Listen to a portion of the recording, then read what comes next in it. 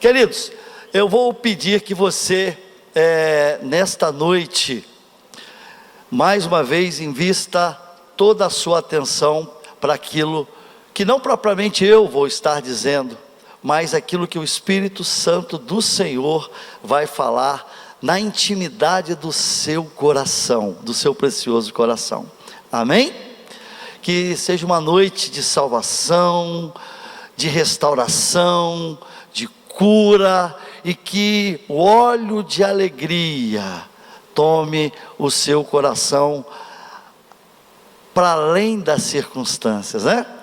Eu vou pedir que você abra no livro de Abacuque, no capítulo 1, verso 1, e eu gostaria que você deixasse o livro aberto, que nós vamos fazer algumas incursões aí no texto bíblico, e você já vai estar com Abacuque. Você pegando do final, né, do Velho Testamento, você vai ter Malaquias, Zacarias, Ageu e Sofonias. Aí você chega em Abacuque. Logo depois, obrigado. Abacuque, no capítulo 1, no verso 1. Aí você vai aguardar aí. Diz assim a palavra: sentença revelada ao profeta Abacuque. Está dito. Sentença revelada ao profeta Abacuque. 1:1. Bem, eu estive como os irmãos, alguns, ou boa parte aqui dos irmãos, visitando o meu filho Renan, obviamente a minha nora, Potiri, o enteado do Renan, Daniel, que é um filho, e a minha netinha Raquel. Eu lembro, eu achei muito interessante, em alguns momentos, a Potiri chamando a atenção da Raquel para alguma coisa e determinando um comando para que ela obedecesse, e a Raquelzinha às vezes emburrava e não queria obedecer o comando da mamãe, e ela fazia então o seguinte: olha, Raquel, eu vou contar até 3, hein? 1, 2, 3. Raquel, e Raquel emburradinha, vou contar de novo, hein? 1, 2, Raquel, 3. Às vezes ela não obedecia, às vezes obedecia meio emburrada, e quando decidia enfrentar a mãe, ela recebia uma reprimenda, ia para lá ficar sob um castigozinho, uma sanção, né, para aprender a obediência. Eu achei interessante aquilo, essa história de 1, 2, 3. 1, 2, 3. Aí eu pensava assim, mas não tinha que ter 1, 2, 3, né? Tinha que dar o comando e a obediência. E eu fui pensando nessa história de 1, 2, 3, e eu percebi uma coisa interessante. Muitas vezes Deus usou dessa contagem com o seu povo. Às vezes Deus contava e contou até 10. Às vezes Deus contou até 5. A Deus fala: fulano, Beltrano, Ricardo, vou contar até 3. Alessandro, vou contar até 10. Eu estou te dando um comando, e você não obedeceu ainda. Vocês já devem ter se deparado com esse tipo de história, ou esse tipo de contagem na sua casa, de um pai. Eu vou contar, e vai ser uma contagem para você obedecer. E eu lembro, aqui na palavra do Senhor, né, da mesma forma que Potiri contou para Raquel 1, 2, 3, eu via na palavra do Senhor como foi a saída de Israel do Egito. Deus contou até 10, não foi? Deus contou até 10, e ele começou primeiro determinando através de Moisés: olha, libera o meu povo, eu quero que você liberte o meu povo. O faraó disse não, e aí nós sabemos que ele veio o primeiro aviso, transformou água em sangue, como está na palavra. E vai Moisés, o Senhor está determinando que o povo dele seja liberado, e o faraó endureceu o coração. Aí veio mais uma contagem, a praga das rãs foi uma contagem. 2, aí veio a praga dos piolhos. 3, veio a praga das moscas. e em seguida a praga dos gafanhotos, até a 10ª contagem, que foi a morte dos primogênitos. Então Deus costuma ter esta metodologia de fazer uma contagem para o seu comando ser obedecido, e Ele faz isso conosco. Quantas vezes o Senhor avisa de novo, e fala mais uma vez, e usa um irmão, e usa uma mula, como fez com Abraão, oh meu Deus, como fez com, esqueci o nome do cidadão, do profeta, Balaão. Como fez com Balaão? Deus precisou usar uma mula em relação a Balaão, que havia se comprometido, com o rei Moabita, para trair as ordens do Senhor. Então, queridos, nós temos na realidade que perceber, às vezes, ocorre de Deus, do Senhor, uma sentença, por conta dos avisos que Ele manifesta, reitera, e nós nos tornamos aí pessoas despercebidas. Aconteceu com Abraão também. Só que Abraão propõe uma contagem para Deus. Olha a história aí, retornando para uma contagem, Abraão pede a Deus e intercede por Sodoma e Gomorra. Senhor, e aí? Se tiver 50 justo, vai destruir a cidade? Não? Tá bom, 50. Pensou direitinho, eu acho que não vai dar não vai rolar isso não. 40! Se tiver 40, a gente não sanciona. 30! Acha 30. O negócio ficou feio, baixou para 20. Não vai dar. Baixou para 10. Contagem regressiva, antes da destruição, a intercessão de Abraão. Deus teve paciência, como Ele tem conosco. Avisa, reavisa, fala de novo.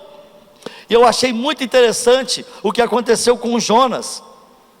O Senhor chama Jonas e faz a primeira contagem. Jonas, eu quero que você vá a Nínive, porque aquele povo lá está para receber uma sentença na cabeça por conta da iniquidade.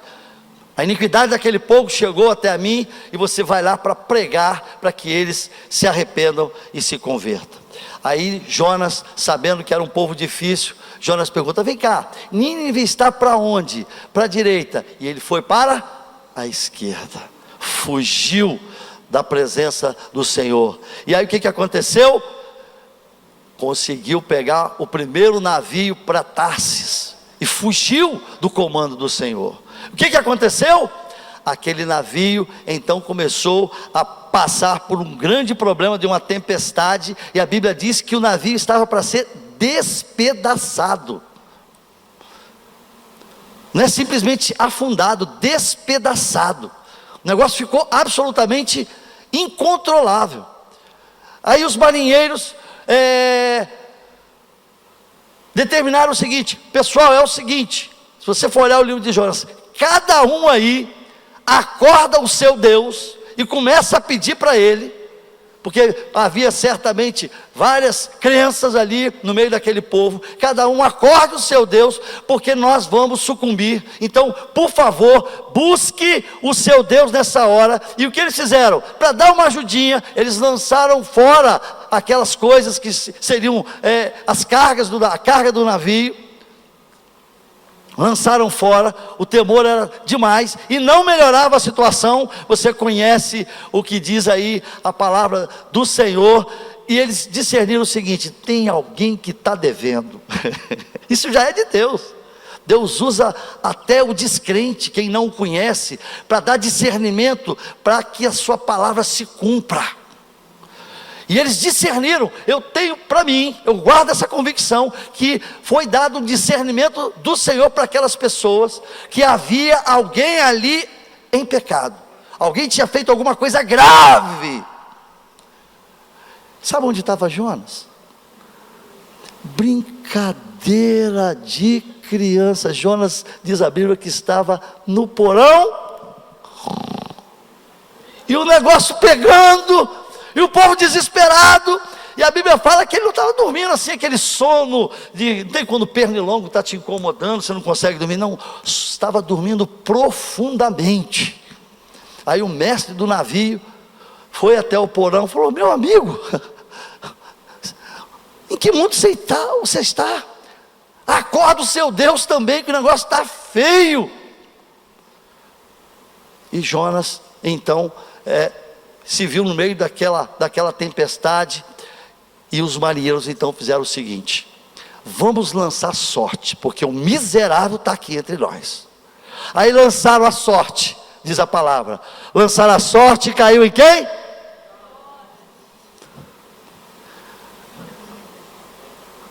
Ah, então é você que é o culpado disso tudo, sujeito. O que nós vamos fazer com você, rapaz? Aí o próprio Jonas falou: olha, só tem uma forma de vocês saírem dessa. Pega eu e joga eu. Pega eu e joga no mar, porque eu sou o problema. Se você for olhar o livro, eles ainda tiveram misericórdia, ainda tentaram chegar num local seguro, depois que Jonas confessou que ele realmente estava devendo, que ele havia contrariado o Senhor. E não conseguiram, porque o negócio estava ficando cada vez pior. E aí não teve jeito. Tibumbo. Só que Jonas, como vocês sabem, chegou para ele o quê? O Uber. Aquele Uber enorme, né? Um grande peixe. Primeira viagem de Uber da história. E ali o menino começou a entrar em oração. Aí certamente o Senhor deu mais um aviso. 2: vai a Nínive, porque tem uma missão que você não cumpriu. Os exemplos, irmãos, que eu passei aqui, que eu compartilhei aqui com os irmãos, ele cuida de nos chamar ao arrependimento. E Deus é tão paciente, que Ele usa diversas formas, multiformas, para nos alertar. Ele é paciente. A paciência é um atributo do Senhor.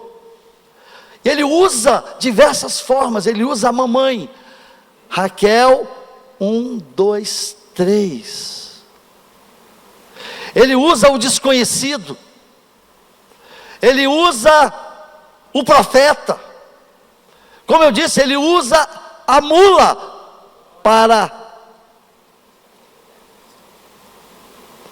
o tal do Balaão. Então Deus utiliza diversas maneiras de nos alertar acerca da sua palavra, do seu propósito.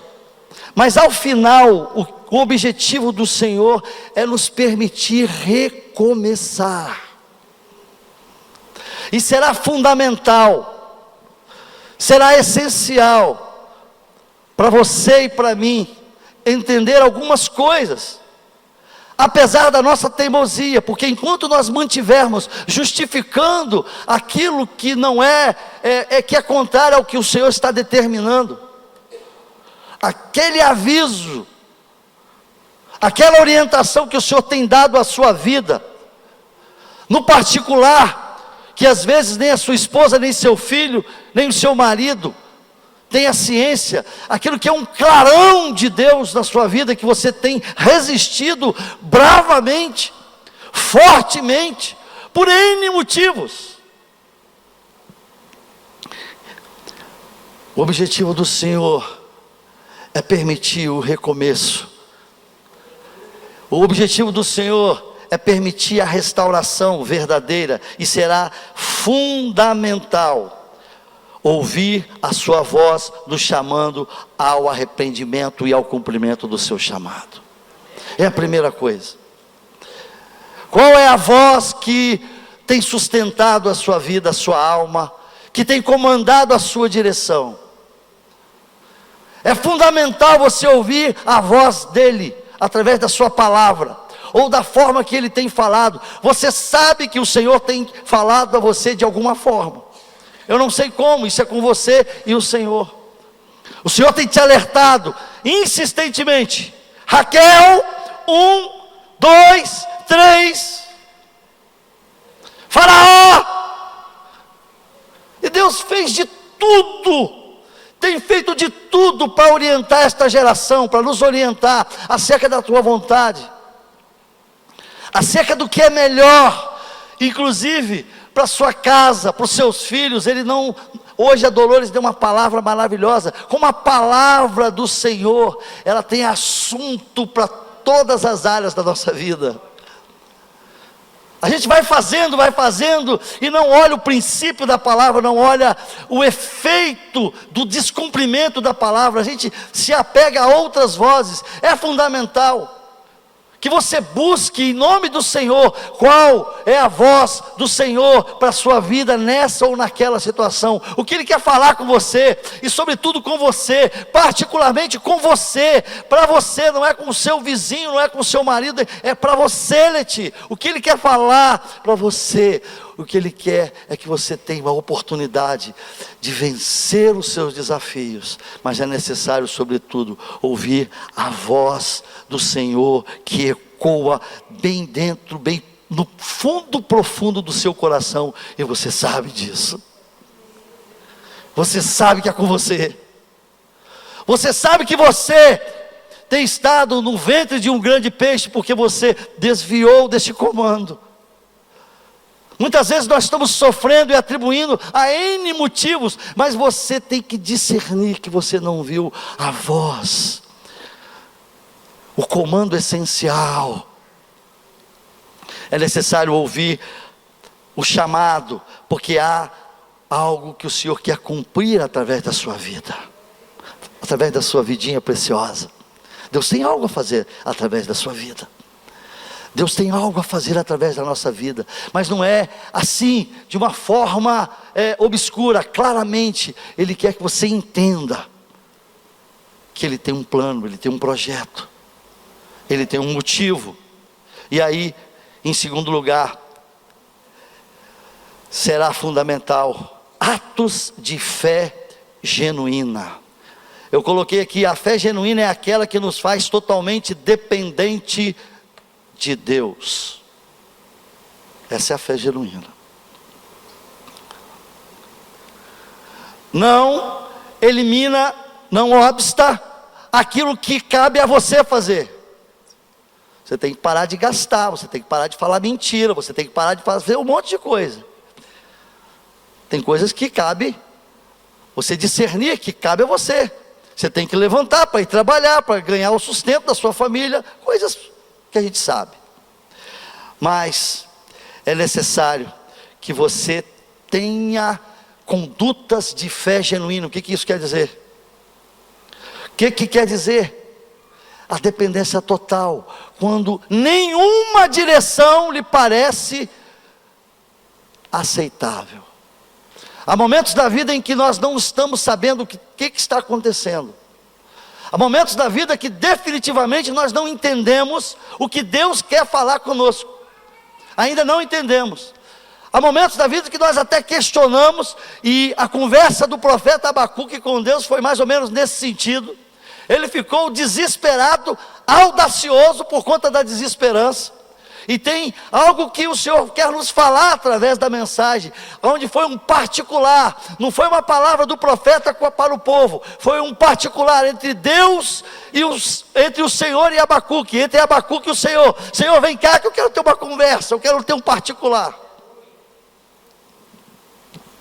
Então, essa fé genuína, irmãos, não tem como. Há momentos da vida que nós chamamos de sinuca de bico: ou você espera pelo mover de Deus, ou se não, vem o desespero, vem a agonia, vem a ansiedade, você perde o sono. Isso acontece com todos nós, infelizmente acontece comigo e pode acontecer com você, e eu creio que acontece também. É muito complicado para nós muitas vezes aquele descansar em Deus genuíno, você dormir assim, com aquela bomba que está para explodir, ou depois que ela explodiu, você dormir dizendo: o Senhor fará, porque esperar por Deus é só pela fé. Eu coloquei um ponto aqui: o seu ânimo para viver a vida não pode ser de acordo com a circunstância, mas sim pela fé no mover do Senhor. Eu tenho falado isso. Eu tenho tido esse discernimento e aprendido com o Senhor. Às vezes, olha aqui, às vezes a circunstância que você almeja que mude, em relação a seu marido, em relação a sua esposa, em relação a seu trabalho, eu não sei. Você precisa ardentemente, que você espera de Deus, que Ele mude uma circunstância na sua vida. Um fato consumado, que está repercutindo dia a dia, na sua existência, na sua casa, você já não aguenta mais. Você não vê uma pequena luz, que aquela circunstância vai mudar. Aprenda com a palavra do Senhor, que às vezes Deus não vai mudar a circunstância, mas o que Deus quer mudar é a mim e a você no meio da circunstância. Às vezes Ele vai mudar a circunstância depois que você for mudado, porque é necessário que Ele cresça, e para Ele crescer é necessário você diminuir. Como você tem se comportado nos desafios da vida? Tem reclamado muito, como Abacuque? Tem enfrentado Deus e encurralado Deus e colocado Deus no banco dos réus?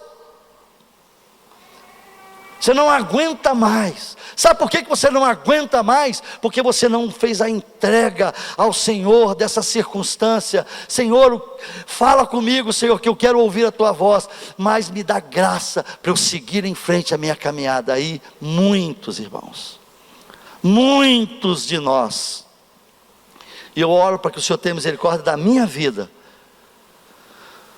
muitas vezes passamos a ficar em casa, na cama, na tristeza, abatidos, envolvidos, embrulhados das circunstâncias que foi te envolvendo, foi te envolvendo, foi te prendendo, você foi ficando sem atitude, você está ficando sem ar, porque você está preso às circunstâncias da vida. Entrega o seu caminho ao Senhor, confia nele, e o mais Ele fará. Você está endividado, você está enfermo, você está com luta na tua casa. Quais são as circunstâncias que têm te desafiado? Fala para mim, modo de falar, obviamente. Como você tem enfrentado isso? As circunstâncias é que têm ditado o seu dia, ou a fé? Porque a Bíblia fala: transformai-vos pela renovação da vossa mente. Eu não sei se vai mudar a circunstância. O que tem que mudar é a nossa mente. Quando a sua entrega é genuína, gente, fé genuína produz atos de fé genuína. Esse troço que está me enfrentando tem que passar primeiro pelo meu Senhor. Eu quero ver agora. Aí você dorme. É verdade. O que eu tenho que fazer? Tomar juízo, vergonha na cara, tomar uma posição? É o que eu tenho que fazer. Se o problema é caráter, eu tenho que estar ligado, porque a Bíblia ensina para você deve ser transformado. E olha só que circunstâncias, como é que vão ficando de fora do negócio. Como você tem olhado a vida, enxergado a vida? Qual a leitura que você tem feito do seu problema? Ele é um gigante? Ele te algemou? O cenário do tempo aí do profeta Abacuque, ocorrido no século 7, início do século 7, antes de Cristo.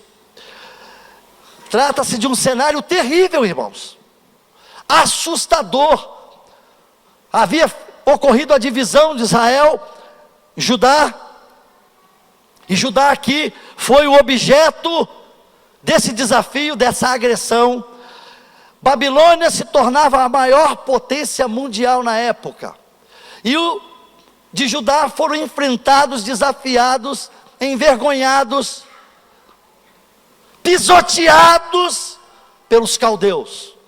Foi o povo, e o profeta ficou muito espantado e assustado com o que ele estava vendo, com o que ele estava presenciando. Inclusive ele foi junto.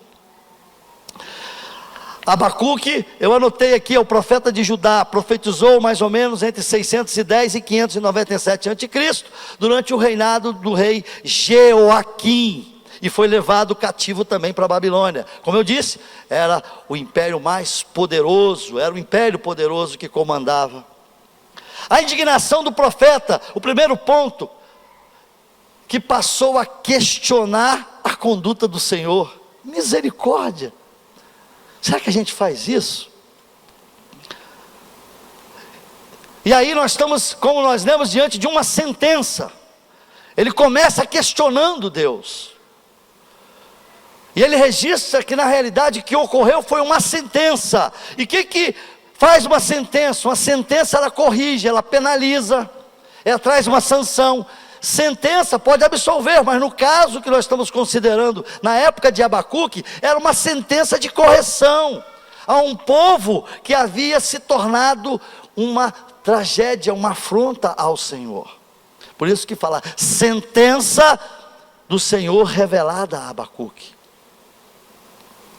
E o fundamento de uma sentença, conforme a gente pode verificar no livro, não são fantasias, suposições ou meras presunções. A sentença de Deus é baseada em fundamento, em prova. Qual prova? 1, 2, 3.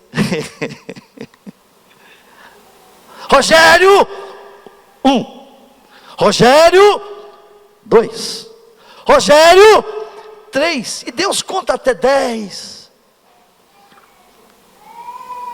Deus tem paciência. É o Deus que gosta de esperar e que tem paciência e faz contagem regressiva e te avisa, te avisa, te avisa. Sentença. O cenário interno de Judá. Judá enfrentava não só os perigos externos, que eram os caldeus, mas estava mergulhado numa corrupção de seus líderes religiosos e políticos. Observa-se algo semelhante na nossa geração. Na prática de injustiças, falência moral e espiritual, idolatria, exploração dos mais ricos aos mais pobres. Então uma injustiça social clara e cristalina. Externamente, juntando com a iniquidade do povo e tudo isso que o povo estava praticando, e Deus contando, levanta profeta e fala, e 1, e 2, e 3. Quantas vezes ele já contou para você? Temos a opressão, os litígios, a injustiça, a violência e a destruição dos caldeus era o seu elemento externo. Para você a gente ter uma ideia, gente, do que essa sentença significou, se você for olhar aí em Abacuque, no capítulo 1, diz assim, a palavra do Senhor, dando a descrição de como era o comportamento. Era um povo preparado para a guerra, para a conquista. Era um povo escarnecedor, terrível. Ele diz aí, capítulo 1, no verso 6, se você puder acompanhar aí, por isso que eu te pedi para deixar aberto. Nação amarga. Quando os caras apareciam, a amargura já tomava aqueles que seriam vítimas das suas condutas violentas. Nação amarga e impetuosa, que marcham pela largura da terra. O que significa? Que tomaram tudo. Largura da terra, tudo que havia de conhecimento, largura da terra. Imagina isso aí. Dominavam tudo, para apoderar-se de moradas que não são suas. Ninguém tinha nada na Babilônia, pertencia tudo aos reis da Babilônia. Eles são pavorosos e terríveis, palavra do profeta, e criam eles mesmos o seu direito e a sua dignidade. Você imagina? Isso aqui mata, isso aqui. Os seus cavalos, notem isso, como é que são preparados. Os seus cavalos são mais ligeiros do que os leopardos, mais ferozes do que os lobos.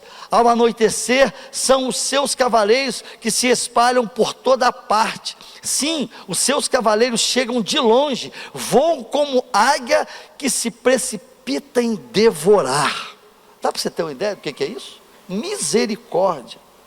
Eles todos vêm para fazer violência. O seu rosto suspira por seguir avante. Eles reúnem os cativos como areia. Está tudo dominado. Eles escarnecem dos reis.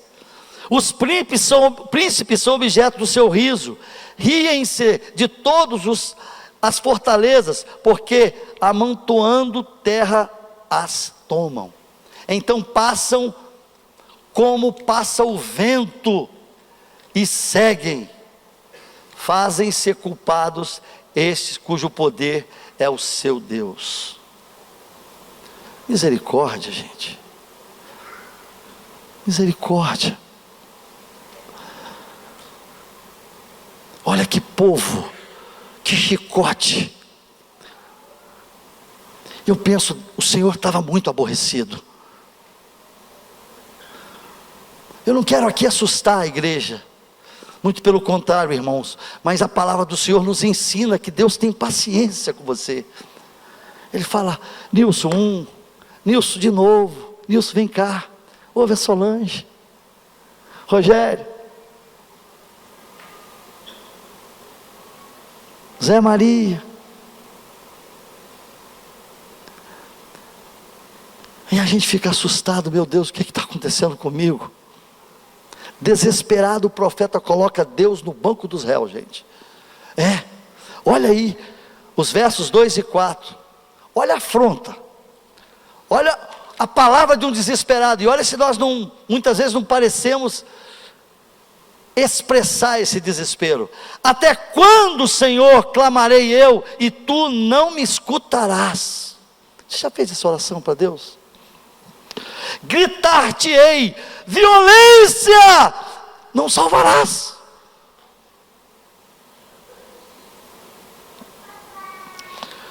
Por que me mostras a iniquidade e me fazes ver a opressão? Por que você está fazendo isso comigo, Deus? Pois a destruição e a violência estão diante de mim. Há contendas e o litígio se suscita, se levanta, aparece. Por esta causa a lei se afrouxa e a justiça nunca se manifesta, porque o perverso cerca o justo, a justiça é torcida. Aí o profeta está em crise, e aí ele fica ousado. Irmãos, você já ficou ousado com Deus?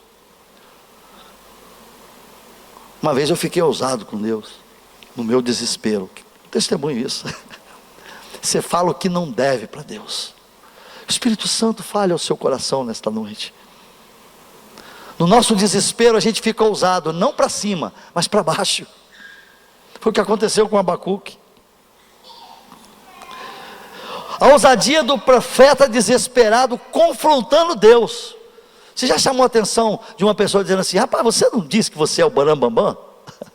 Você não é o isso, você não é aquilo? Como é que você dá uma dessa? De alguma forma, muitas vezes, é o que a gente faz, irmãos, com o nosso Deus. Olha o que diz o profeta: tu és tão puro de olhos, que não podes ver o mal e a opressão, não podes contemplar, porque pois tolera os que procedem perfidamente, e te calas quando o perverso devora aquele que é mais justo do que ele.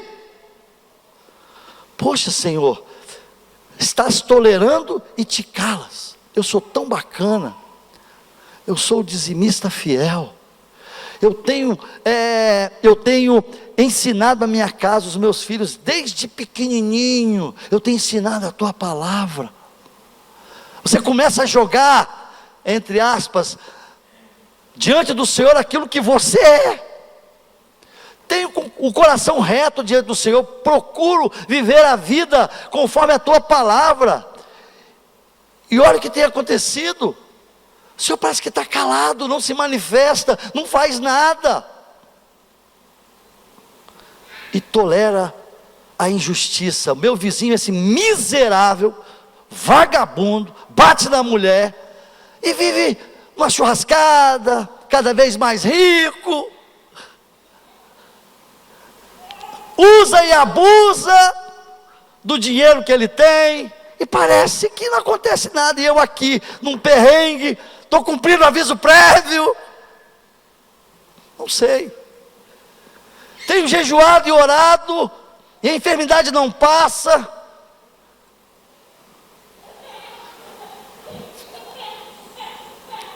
Quando Deus então responde a nós e ao profeta desorientado. Olha aqui para mim, em nome do Senhor Jesus. Você quer que as coisas mudem? Diante dos caos-deus que tem se levantado contra a tua vida, que tem te deixado sem fôlego, cansado, desanimado. Você quer prosperar no meio dessa confusão toda? Eu não sei como, mas a palavra nos traz um exemplo clássico de como as coisas aconteceram no coração de Abacuque. Você imagina como é que estava o coração deste homem? Quando Deus então nos fala na mudança de atitude do profeta. Eu não sei em relação à sua circunstância, mas nós estamos falando da mudança de atitude diante do fato consumado. Está na cara, você está vendo, testemunhando. Ele diz: mas a primeira coisa que o profeta fez está em Abacuque 2, no verso 1. Olha que preciosidade para você e para mim. Por-me-ei na minha torre de vigia, para ouvir a voz do Senhor. Torre de vigia, os atalaias são vigias, que ficam na vigília para avisar sobre os perigos que se aproximam de longe. A primeira coisa que o Senhor nos orienta, e orientou o coração de Abacuque: sobe para a torre. Eu tenho algo a te mostrar. Vai num ponto mais alto dessa sua vidinha. Você está muito embaixo. Você está acachapado pelo seu problema. Sobe para a torre. O alto. Eu quero te mostrar do alto. Eu quero te mostrar e te apontar: meu filho, o perigo está aqui. O perigo está ali. Você está facilitando aqui. De longe o Senhor vai te mostrar. Vai te fazer discernir. Sobe para a torre, para ouvir a voz do Senhor. Que às vezes nós estamos sonolentos, muitas vezes inquietos, desapercebidos. As coisas estão acontecendo e a gente embarcado, dormindo profundamente no porão do navio que está a se despedaçar. Sobe para a torre. Posição de vigia. Vigiai, vigiai, a Bíblia insiste. 1, 2, 3, Raquel. Espero que você tenha entendido. Sobe para a torre. Para de reclamar, sobe para a torre. Urgentemente. Sobe para a torre. E vai ter com o seu Senhor. É isso, Basileu. Ele vai falar. Ele não vai te deixar lá, porque você tem que ser esse atalaia. Qual é a voz que está ecoando dentro de nós? O desespero, a voz da incredulidade, da murmuração. Então você não está na torre. Então o Senhor fala, lá na torre. Escuta isso, gente, isso é tremendo, isso é promessa para mim e promessa para você. Não falha nunca, porque não sou eu que estou prometendo, Leti, é a palavra do Senhor que permanece para sempre. Eu falei hoje lá, comentando a palavra da Dolores, não tem emenda bíblica, tem emenda constitucional. A lei maior desse país é a Constituição, às vezes ela tem que ser emendada, tem que ser atualizada. A palavra do Senhor não precisa ser atualizada, irmãos, ela permanece para sempre, são princípios eternos. Sobe para a torre, cara, urgente, você está fazendo o que aí embaixo? Então o Senhor fala, está na torre, olha o espírito do homem, vou para a torre, e ele fala assim, olha só que coisa maravilhosa, para você que veio aqui ouvir a palavra do Senhor, e para você que vai ouvir essa palavra qualquer dia, qualquer hora, não sei aonde, não sei quando, né, Julião? Deus te abençoe. Escreve a visão, ponto. Quer dizer o que? Escrever a visão é anotar no coração, é não deixar que ninguém apague do seu coração aquilo que é do Senhor para você. Escreve a visão, meu filho Samuel, minha esposa Maristela, minha filha Letícia e filho Siloé. Escreve bem dentro aí do seu coração, para o diabo não tirar de forma nenhuma. E ele diz assim, para não esquecer nunca mais. A gente tem esquecido muitas vezes da visão que o Senhor nos dá, pois até quem passar correndo, Júlio falou assim para mim, para de passar correndo para lá e para cá, porque fica ruim de filmar. Eu estou obedecendo, né, Julinho? Aí eu estou com vontade de correr, irmão, você nem imagina, para lá e para cá, mas eu estou quietinho aqui, estou aguentando. Glória a Deus. Você já viu, já leu alguma coisa no trem-bala? O Senhor falou para quem passar correndo vai poder ler, está na palavra. Passar correndo, ou seja, algo extremamente visível para você, Nanine. Está cristalino, está claro. Mesmo que você passe correndo, vai estar lá, escrito na sua alma. Inconfundível para você, Cláudio. Não tem como você se confundir. Primeiro, a visão do Senhor para nós é para além da circunstância. Copia a visão. Você já conseguiu ler a visão para além da circunstância? A circunstância está aqui, o fato está aqui, é notório, cristalino, mas você consegue enxergar para além. Isso só a esperança que Deus coloca no seu coração, só com a alegria que vem do trono, só com a fé genuína, porque senão a gente é algemado nas circunstâncias. A visão tem que ser captada com urgência. Sabe por que ele diz ali? O que ele discerniu? O justo viverá pela fé.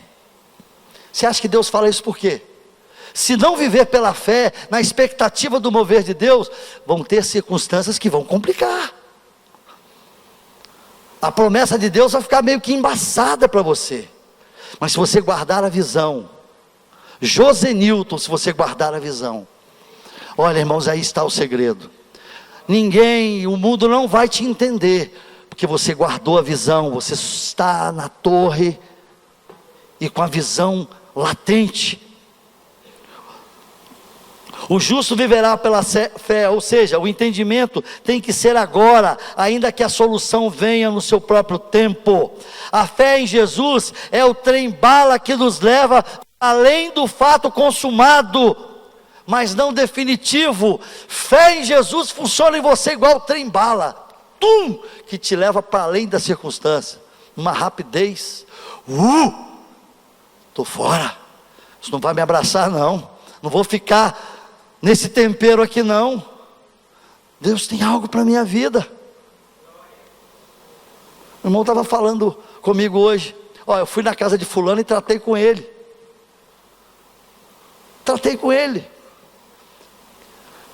Para que ele tenha visão. Para que ele guarde no coração o que o Senhor já tem feito. Para que ele não se esqueça da misericórdia que foi estendida a ele. Guarda a visão. Mas essa visão só é guardada quando a gente está na torre. Na torre de vigia. Espera, pois, ele virá e não tardará. Aonde você vai esperar também? A Bíblia fala, espera no esconderijo do Altíssimo. Porque aquele que habita é morada, Penha. Porque virão tempestades. Aonde você vai ser encontrado? Escondidinho. No esconderijo do Altíssimo. Olha, isso é o viver pela fé. Quando te procurarem, fulano, Zé Maria, Guilhermino devem estar desesperados com o que aconteceu. Estão lá no escuro. Podemos estar abatidos, mas escondidos, a palavra fala.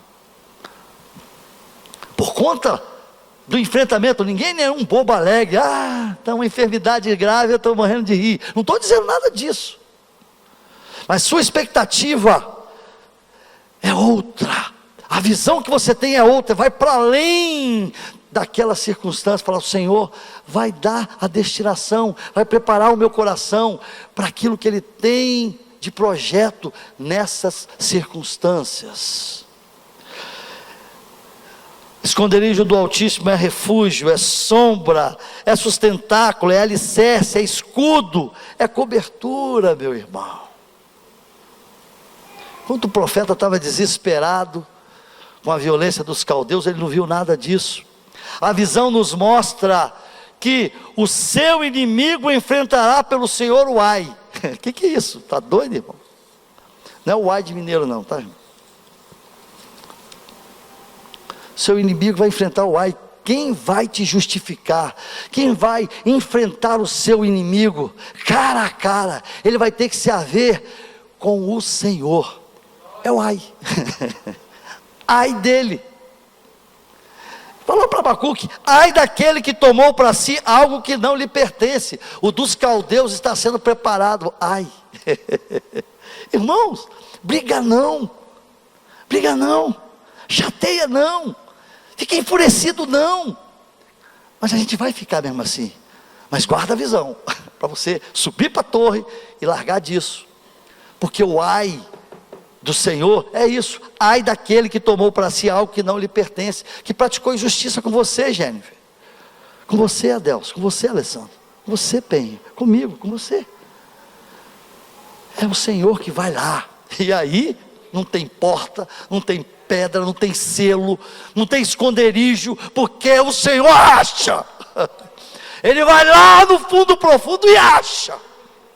Não dá para esconder dele. E Ele vai por você, Tião, porque Ele te ama, por você e por mim, Ele vai. Eu já vi muitas dessas histórias.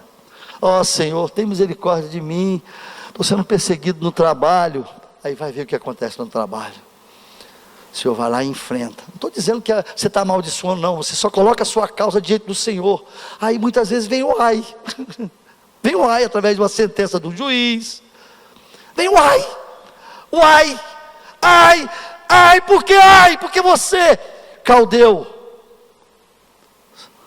você massacrou meu filho, você tirou dele o que você não deveria tirar. Ai daquele que edifica usando o sangue, a iniquidade e o engano. Gente, o que é isso? Capta isso para você. Ai daquele. Ai do idólatra que toma como seu Deus de pedra e madeira. Está falando para o povo dele também, que nada podem fazer, ainda que coberto de ouro e de prata. Ai. A visão nos diz também sobre a autoridade do Senhor. Está tudo aí. O profeta vislumbrou, o profeta viu. Depois acendeu uma grande luz para o profeta. Você vai ver o que vai acontecer com o coração desse homem. que começou botando Deus no banco dos réus. Ele diz, quebrantado após entender quem era o Senhor, cala-se diante dele toda a terra. Isso quer dizer o que? O seu Deus é aquele que faz calar toda a terra, todo o universo. Todo o universo diante dele se cala, porque o comando dele em seu favor vai trazer muito ai e livramento para os servos dele. É assim que funciona, é a palavra. Toma posse disso, sai daqui fortalecido. É para você, porque ele te ama, ele entrou na sua vida para ser a diferença, rapaz. Pare dessas quedas e justificando. Para de justificar, procura o Senhor para ele te fortaleça. Sobe para a torre. Está querendo enfiar a cara na maldição, e no lugar de se declarar fraquinho, não, enfrenta o seu desafio, vai para a torre. A torre muitas vezes é você. Minha esposa ora por mim, meu marido ora por mim, eu estou precisando, eu estou abatido, eu estou numa fase difícil. Buscar estar na torre de vigia.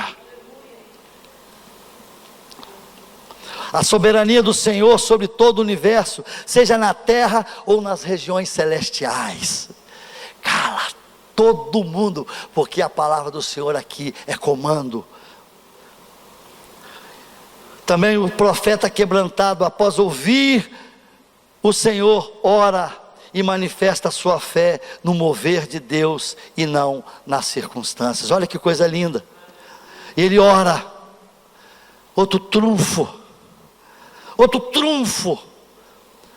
Na sua demanda, no seu momento de crise, na mais alta situação de crise, você lembrou de se prostrar diante dele. Muitas vezes a gente não faz isso. É verdade. A gente esquece, não, isso, quem tem que resolver isso é o juiz, quem tem que resolver isso é A, B ou C. Você não se prostra diante do Senhor, é o que faz calar a terra. O seu inimigo vai dizer ai, é o que comanda todas as coisas, e a gente não faz o que é certo. Pega a visão, sobe para a torre. Ele diz, aviva a tua obra, ó Senhor, para que seja conhecida, especialmente por mim mesmo. Lembra-te da misericórdia ao observar o meu íntimo. Falei bobagem, disse o que não deveria, estou me comportando erroneamente. Olha só que oração linda, irmãos. Senhor, visita o meu íntimo. A porta que eu não abro para ninguém, visita ela. Eu não abro para qualquer pessoa. Você tem a sua intimidade, a sua particularidade. Eu, por exemplo, não gosto de estar me abrindo como mala velha. Se eu for conversar com você, ouça, porque eu estou confiando em você. Assim é com o Senhor. Você vai abrir para o Senhor o seu coração, rasga o seu coração, para de show, para de besteira, para de se achar forte, vai diante dele e fala, Senhor, vem aqui no meu íntimo.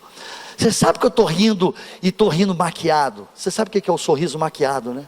Cachapado, arrebentado, e está rindo.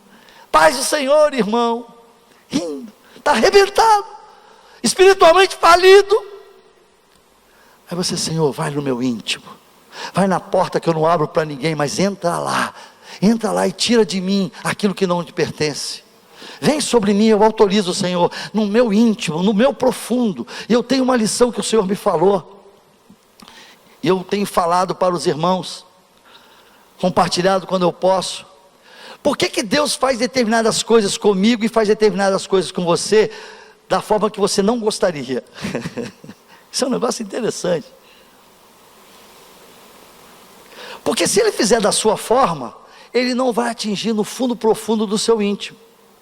Então Ele tem que fazer algo que vai atingir lá no fundo do seu íntimo, para que você saiba que realmente Ele quer transformar você, apesar das circunstâncias. Então, porque se você der uma colinha para Deus, para mim só serve fazer até aqui, tá bom. Dá uma correçãozinha no Zé Maria, mas até aqui. Não. O Senhor sabe o que Ele faz para poder agregar a você, para que você cresça. Ele sabe o que Ele tem que fazer, é inimaginável para você, mas Ele sabe. Então por isso o profeta, olha só, discerniu, vai lá no meu íntimo, e ele diz: salva o teu povo, salva o teu povo. Aí tem a oração que vai para além das circunstâncias. Eu tinha lá na minha casa, ela está aqui do meu lado, ela não vai brigar comigo, que eu não falei para ela que ia falar.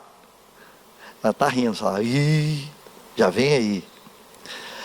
Maristela toma conta de uma escola, diretora de uma escola, e eu tenho observado que nunca ela enfrentou tantos problemas. Problemas estão minando assim, parece que tem. Aí ela falou: não é nem fila não, eles se apresentam tudo uma vez. Quem estava na fila furou a fila. Todo dia, nós estávamos assistindo uma série hoje, eu falei: parece você, né, na sua luta. E ela foi lembrando. Aí um dia desses, sexta-feira, ela saiu de casa. Muitas vezes ela sai assim, já preocupada. Eu já ouvi ela falando: olha, acordei 4 horas, não dormi mais. Eu vejo que ela realmente, eu acordo meio assim e tal.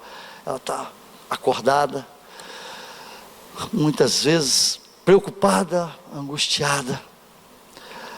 Aí, nesse dia, sexta-feira, eu orei ao Senhor. Lembrei que a gente tem um Deus. Sabia que se a gente orar, Deus responde? Parece besteira, né? A gente esquece. Aí eu fui lá para a torre. Falei: Senhor, dá um livramento à Maristela. Dá a ela a sabedoria, a graça, a alegria, a misteriosa alegria que ninguém entende. E ela já tinha avisado: ó, devo chegar tarde da noite, que é problema demais. Tarde da noite que eu falo assim, 6h30, 7 horas. Vai para lá 6 horas da manhã, só volta 6h30, 7 horas, passa o dia inteiro, 2 tudo, criança. E ela já foi, experimentou a violência dos bandidos lá, 3 pneus furados, porque ela queria dar rigor, e ela não amedrontou. Foi misericórdia. Aí os traficantes furaram 3 pneus, e nesse ambiente, meio que tipo caldeus, né? Sexta-feira, Maristela encosta o carro, 4 horas da tarde. A mulher chega em casa saltitante de alegria. Resolvi deixar isso para lá, entreguei tudo na mão do Senhor. Subiu da torre. A mulher subiu para a torre.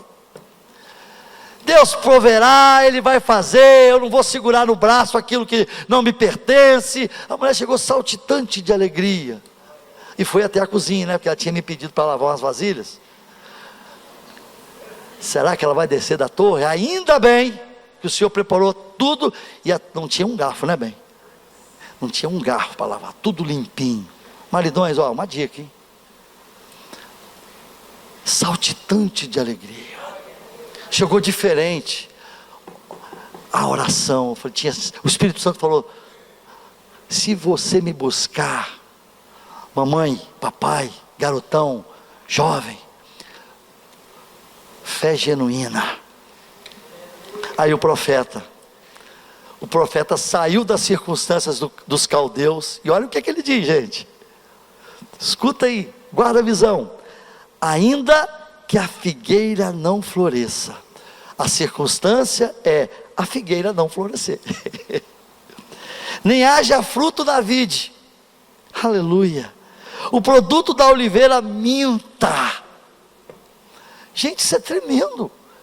Capta a visão. Os campos não produzam mantimento, circunstância. As ovelhas sejam arrebatadas do aprisco, ó, roubaram tudo.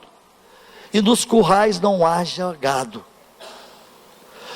Todavia, precisa de todavia na nossa vida. Eu me alegro no Senhor, exulto no Deus da minha salvação. O Senhor Deus é a minha fortaleza, e faz os meus pés como os da corça, e me faz andar altaneiramente. Gente, Jesus é tudo que necessitamos para enfrentarmos os desafios da vida. Eu anotei aqui, muitas vezes somos encontrados na vida como o desesperado Abacuque, mas a promessa do Senhor Deus para cada um de nós está consumada em Jesus, nossa fonte inesgotável de vida. Os fatos adversos da vida estão nos limitando, estão nos limites do ainda que. Eu quero que você entenda isso. Fale isso. Fale isso para a circunstância da sua vida. Ainda que. Ainda que. Manda um ainda que para o seu coração. Ainda que a figueira não floresça. Ainda. Todavia. Mas o coração daquele que vive pela fé em Jesus considera sempre o todavia. Você está entre o ainda que e o todavia. Qual que você prefere? Todavia.